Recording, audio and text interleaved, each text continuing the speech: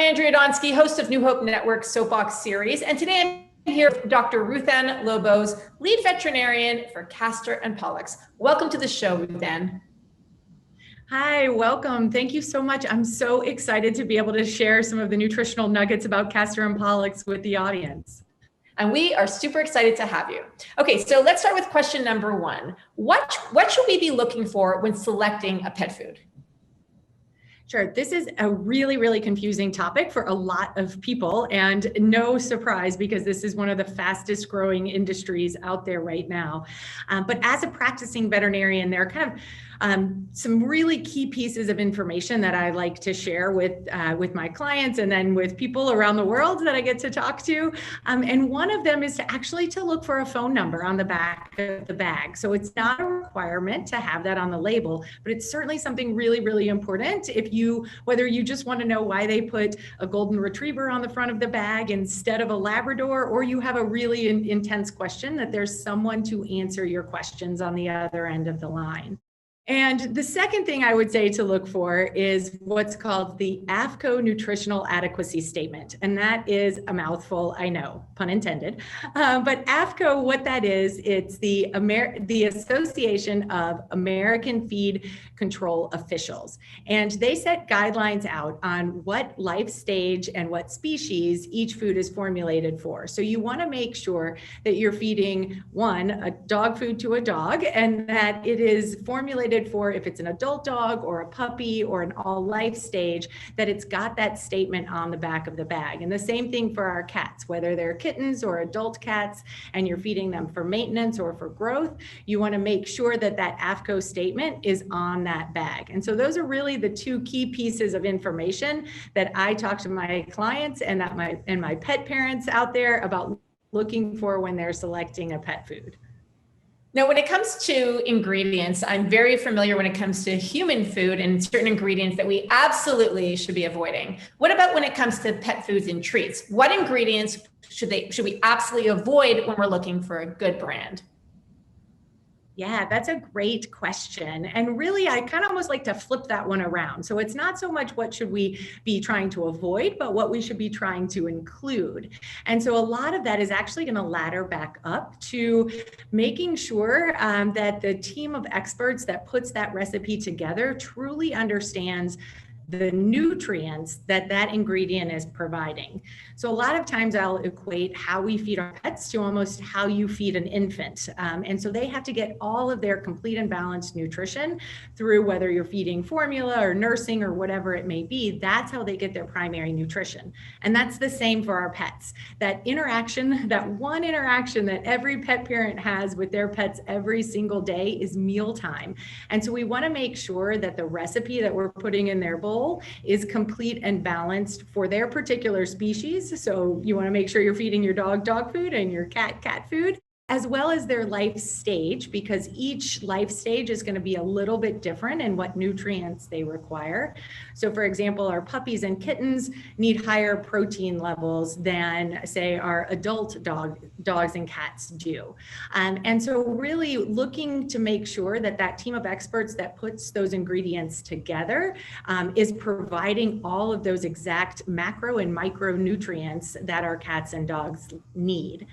And that's one of the things that I really, really feel strongly about with Castor and Pollux is our team of experts is amazing. I would put us up against anybody out there in the market.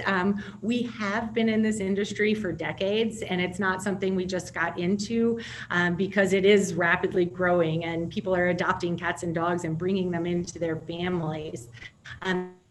Our four-legged consumers, if you will, are our North Star for everything that we do every single day. And so our team of experts picks those ingredients and they do their due diligence in looking at not only what those nutrients provide, as I mentioned, but how those nutrients are cultivated, whether that's how the beef and that's provided in the diet, how those cattle are raised, or the fish is caught. We are the only complete line of pet food out there that is USDA organic certified. So we have to do our hard work on the backside of picking out those ingredients that align with USDA organic certification. And then we also have to produce the pet food to align with those guidelines and those regulations as well in order to be able to bring that to the marketplace. And then when you look at like our pristine line, we really take a double click on how those ingredients are sourced. So that how that whitefish and salmon is caught and how that crop is raised in order to make sure that while we're feeding our pets who we love dearly and are part of our families these days, that we're also protecting Mother Earth when we're putting these recipes together. How can we tell if our pets are missing any nutrients in the diet? Right, because we want to pick the best food that's going to help them to live their best lives.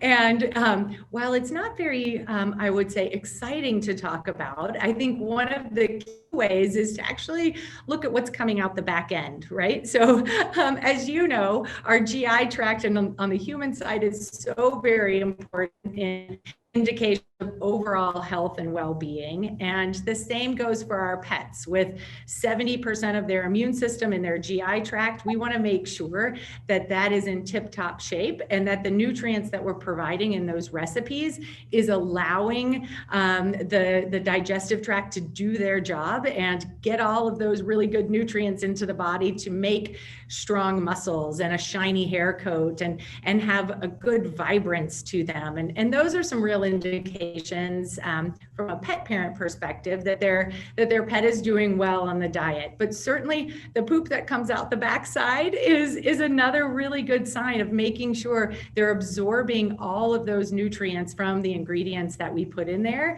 and being able to thrive. And then I would say lastly, you want them to enjoy their meal, right? So you want them to be excited. I have 3 4-legged children at home, and I tell you, our almost now 16-year-old German Shorthair pointer, Stella, she's mostly deaf and mostly blind, but she open up in the morning off the sofa, just so excited. And it warms my heart to see her that she has still that so much more enjoyment in life at mealtime. And that's a real key as well, is you want them to be able to celebrate food just like we do as a society. I have one last question really quickly. How do you, RuthAnn, spark change? Whew, that's a doozy. Well, I have a strong passion for pet nutrition and also for education. So I know that our pet parents out there want to make the best decisions for their pets. I want that for my own pets as well. And so I stay thirsty for the latest research in pet nutrition, and I stay hungry for opportunities to be able to share that with pet parents around the world so that they can take that knowledge and celebrate their pets and that mealtime experience. Thank you so much, RuthAnn, for being on our show today. You're welcome. Thank you so much for having me. And thanks to all of you for watching the Soapbox Series. I'm your host, Andrea Donsky. Be sure to check out our other interviews at newhope.com. We'll see you next time.